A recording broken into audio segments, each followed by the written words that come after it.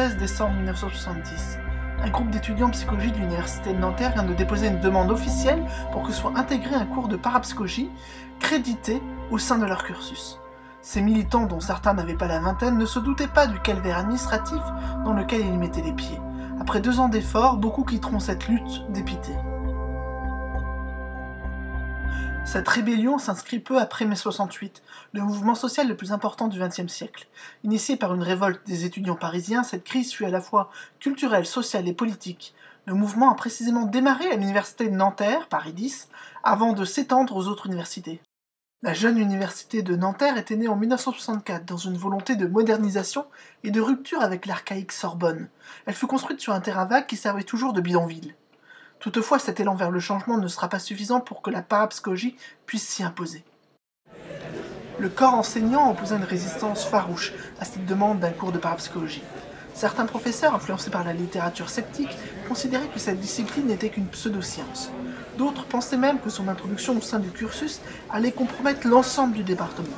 Toutefois, quelques enseignants se montrèrent assez curieux pour consentir à ce que les étudiants organisent une série de conférences pour faire mieux comprendre ce qu'ils entendaient par parapsychologie avant réexamen de la question.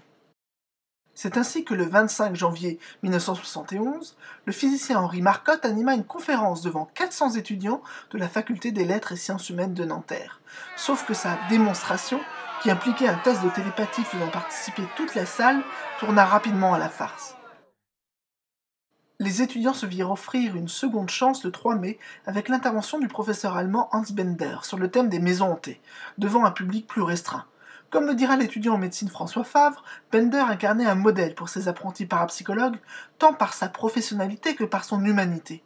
À Fribourg-en-Brixau, il avait obtenu une chaire de zone frontière de la psychologie, associée à l'Institut pour les zones frontières de la psychologie et l'hygiène mentale, IGPP, qu'il avait fondé en 1950.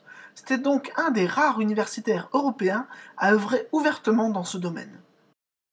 Au sortir de ces 2 conférences, les administrateurs jugèrent lors d'une réunion en octobre 1971 qu'il n'y aura pas de cours en parapsychologie, mais qu'ils consentaient à officialiser le prêt d'une petite salle pour la réalisation d'expériences. Ils acceptèrent également l'organisation d'une nouvelle conférence réalisée cette fois par Rémi Chauvin, ancien professeur de Paris 10, dont ils ne soupçonnaient pas le parti pris. Chauvin était un biologiste et entomologiste du CNRS. Depuis les années 1950, il publiait dans le champ de la parapsychologie sous le pseudonyme de Pierre Duval. En plus de nombreuses recherches, Chauvin œuvra pour intégrer la parapsychologie à l'université et éduquer les nouvelles générations de chercheurs. En vérité, ce groupe d'étudiants fut mobilisé et envoyé au front en suivant ses conseils. En effet, Chauvin avait accueilli dans son laboratoire d'éthologie au moins 2 étudiants qui travaillaient en cachette sur des projets parapsychologiques. Il avait même obtenu sa mutation à Nanterre pour soutenir les apprentis parapsychologues. Le débat lors du conseil d'octobre 1971 fut en fait très houleux. Certains enseignants allèrent jusqu'à prétendre avoir travaillé avec le parapsychologue américain Joseph Banks Rhine, ou même que celui-ci avait récemment publié une réfutation de ses travaux antérieurs. Rhine, contacté par les étudiants, réfuta par la suite ces affirmations. Le projet monté par les étudiants, accompagné des lettres de recommandation de 4 parapsychologues universitaires, avait été envoyé personnellement à chaque enseignant, sans qu'il semble y prêter quelque attention.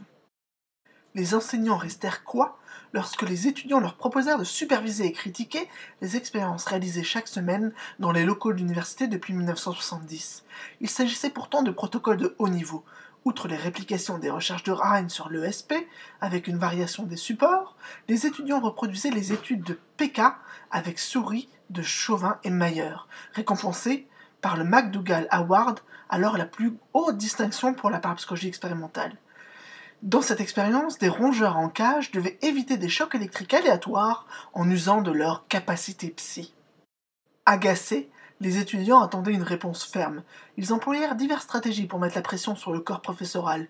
Ils contactèrent la presse pour exposer au grand jour les obstacles dressés face à leur projet, tout en mettant en scène les expérimentations conduites dans les coulisses de la faculté. La question était de savoir si ces activités devaient ou non être hébergées en milieu universitaire. Ensuite, ils soumirent aux autres étudiants une pétition en faveur de la création d'un cours de parapsychologie. Celle-ci fut signée par 183 étudiants en psychologie, soit 90% de la population contactée. Ajoutée comme pièce au dossier, elle fut écartée nonchalamment.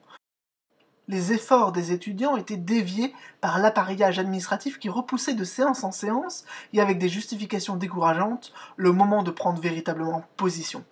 Finalement, le Conseil du mois de novembre 1972 vint conclure par la négative les démarches effectuées pendant 2 ans. Pierre Gautreau, l'un des acteurs principaux de ce mouvement, annonça cet échec à Bender. Pour la parapsychologie à la faculté de Nanterre, c'est probablement définitivement perdu. Les enseignants nous ont dit qu'il était nécessaire d'étudier la chose sérieusement, donc que l'un d'eux devait diriger une recherche. Malheureusement, ils se sont tous déclarés incompétents et inintéressés, et nous ont prié de présenter notre demande ailleurs. Pourquoi choisir Nanterre, puisque cela ne nous intéresse pas? Essayez dans d'autres universités. Et c'est ce que firent ces étudiants. Plusieurs enseignèrent des cours optionnels sur la parapsychologie dans plusieurs universités et grandes écoles, sans parvenir à les pérenniser. Mais ils se regroupèrent dans une véritable association, le groupe d'études et de recherche en parapsychologie, GERP, où passèrent plusieurs générations de chercheurs de toutes les disciplines qui marquèrent la parapsychologie française et se retrouvèrent en retour marqués à vie.